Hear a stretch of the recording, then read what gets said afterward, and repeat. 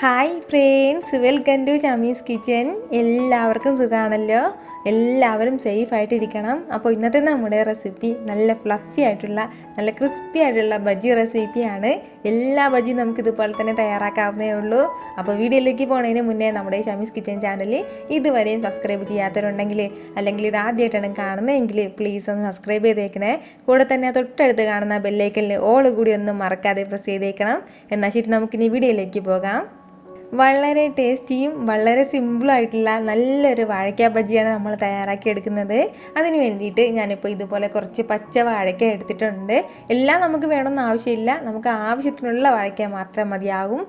ഇനി നമുക്ക് വേണ്ടത് ഓരോ വാഴയ്ക്കയുടെ മുകളിലുള്ള ആ തൊലിയൊക്കെ ഒന്ന് നമുക്കൊരു കത്തി വെച്ചിട്ടോ അല്ലാന്നുണ്ടെങ്കിൽ ഇതുപോലൊരു പീലർ വെച്ചിട്ടോ എങ്ങനെയാണെന്ന് വെച്ചാൽ അതെല്ലാം ഒന്ന് മാറ്റാം.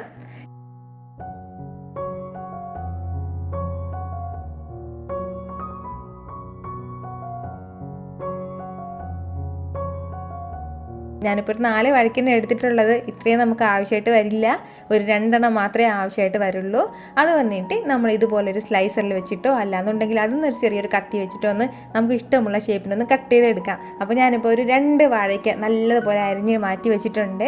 അതിനുശേഷം നമുക്കിതുപോലെ ഒരു തട്ടിൽ ഇങ്ങനെ എല്ലാം ഇങ്ങനെ മാറ്റി മാറ്റി വെക്കാം. അപ്പോഴത്തേക്കും ചെറുതായിട്ടൊന്ന് ഡ്രൈ ആയിട്ട് കിട്ടും, അതിലുള്ള വെള്ളമൊക്കെ ഒന്ന് മാറിയിട്ട് കിട്ടും. നമുക്ക് പെട്ടെന്ന് മാവ് ഇങ്ങനെ കറക്റ്റായിട്ട് അതിലൊന്ന് പിടിച്ചിരിക്കാൻ വേണ്ടിയിട്ടാണ് നമ്മളിങ്ങനെ ചെറുതായിട്ടൊന്ന് ഇതൊന്ന് ഡ്രൈ ആക്കി എടുക്കുന്നത്. ഇനി നമുക്ക് വേണ്ടത് ഇതിന് വേണ്ടിയിട്ടുള്ള മെയിനായിട്ടുള്ള ബാറ്റർ തയ്യാറാക്കുക എന്നുള്ളതാണ്. അതിന് വേണ്ടിയിട്ട് ഞാനിപ്പോൾ ഒരു ബൗൾ എടുത്ത് വെച്ചിട്ടുണ്ട്. ഈ ബൗളിലേക്ക് നമുക്ക് ഒരു 2 കപ്പ് അളവിൽ കടലമാവ് ചേർത്ത് കൊടുക്കാം.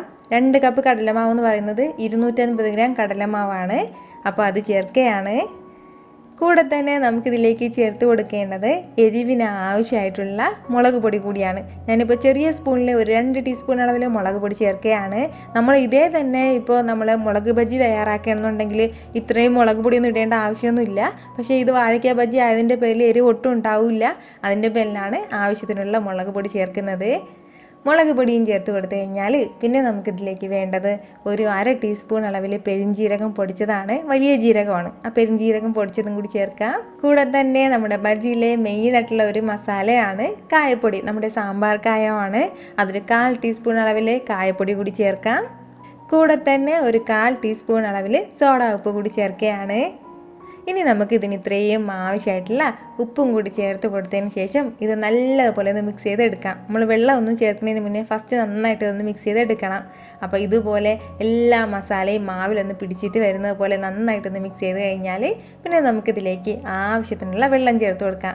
വെള്ളം ചേർത്ത് കൊടുക്കുമ്പോൾ പ്രത്യേകം ശ്രദ്ധിക്കേണ്ട ഒരു കാര്യമാണ്, വെള്ളം കൂടിപ്പോകരുത്.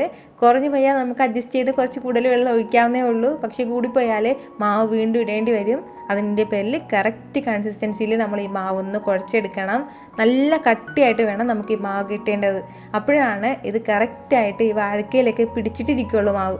അങ്ങനെ ഇരിക്കുമ്പോഴാണ് നമുക്കിങ്ങനെ ഫ്ലഫി ആയിട്ടുള്ള വാഴക്ക ബജ്ജി കിട്ടുന്നത്. ഇത്രയും കട്ടിയായിട്ട് വേണം നമ്മുടെ ഈ ബാറ്ററി ഇരിക്കേണ്ടത്.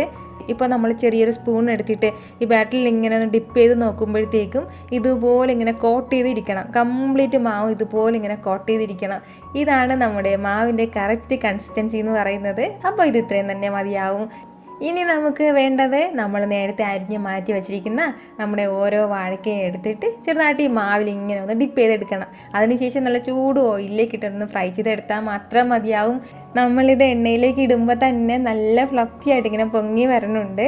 അത് പ്രത്യേകം ശ്രദ്ധിക്കേണ്ടത്, എണ്ണ നല്ലതുപോലെ ചൂടായിട്ടുണ്ടായിരിക്കണം. എങ്കിൽ മാത്രമേ ഇതുപോലെ ഇങ്ങനെ പൊങ്ങി വരത്തുള്ളൂ.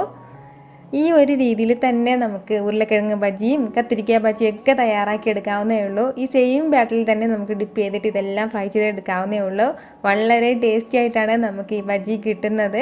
അപ്പോൾ നമുക്ക് വേണമെന്നുണ്ടെങ്കിൽ ഇതിലേക്ക് കുറച്ച് അരിപ്പൊടിയൊക്കെ ചേർത്ത് കൊടുക്കാം. അപ്പോൾ കുറച്ചുകൂടി ക്രിസ്പിനെസ് ഉണ്ടാവും. അങ്ങനെ വേണമെന്നുള്ളവർക്ക് അങ്ങനെയും ചെയ്യാം. ഒരു 2 ടേബിൾ സ്പൂൺ അളവിൽ അരിപ്പൊടി കൂടി ചേർക്കുകയാണെന്നുണ്ടെങ്കിൽ കുഴപ്പമൊന്നുമില്ല. അപ്പോൾ അങ്ങനെയും തയ്യാറാക്കി എടുക്കാവുന്നേ ഉള്ളൂ. ഒരു സൈഡ് ഒന്ന് നന്നായിട്ടൊന്ന് ഫ്രൈ ആയി കഴിഞ്ഞാൽ പിന്നെ നമുക്ക് തിരിച്ചിട്ട് കൊടുക്കാം. കൊടുക്കാം. ഒരുപാട് സമയമൊന്നും നമ്മളിത് ഫ്രൈ ചെയ്യേണ്ട ആവശ്യമൊന്നുമില്ല. നല്ലതുപോലെ ഫ്ലെയിം വെച്ചിട്ട് തന്നെ നമുക്കിത് ഫ്രൈ ചെയ്ത് എടുക്കാവുന്നേ ഉള്ളൂ. ഒരുപാടിട്ട് നമ്മൾ കളർ മാറുന്നവരെ നല്ലതുപോലെ ഒരു ഡാർക്ക് ബ്രൗൺ കളർ ആകുന്നവരെ നമ്മൾ ഫ്രൈ ചെയ്യേണ്ട ആവശ്യമില്ല. അപ്പോൾ ഈ ഒരു രീതിയിലാകുമ്പോൾ തന്നെ നമുക്കിത് എടുക്കാം. വളരെ വളരെ ടേസ്റ്റി ആയിട്ടുള്ള നല്ലൊരു വാഴയ്ക്ക ബജ്ജിയാണ്.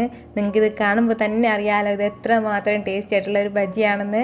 ഈ വീഡിയോ നിങ്ങൾക്ക് ഇഷ്ടമായിട്ടുണ്ടെന്നാണ് എൻ്റെ വിശ്വാസം. ഇഷ്ടമായാൽ ഇതൊന്ന് ലൈക്ക് ചെയ്തേക്കണം. ഇത് മറ്റുള്ളവരും കാണണമെന്ന് ആഗ്രഹിക്കുന്നുണ്ടെങ്കിൽ നിങ്ങളുടെ ഫ്രണ്ട്സിനും ഫാമിലിക്കും എല്ലാവർക്കും ഒന്ന് ഷെയർ ചെയ്ത് കൊടുക്കാനും മറക്കരുത്. വീണ്ടും നല്ലൊരു ഉഷാറ് വീഡിയോ ആയിട്ട് ഞാൻ വരുന്നതായിരിക്കും. അതുവരേക്കും എല്ലാവരും ഹാപ്പി ആയിട്ടിരിക്കുക, സന്തോഷമായിട്ടിരിക്കുക, എല്ലാവരും സേഫ് ആയിട്ടിരിക്കണം. Take care friends.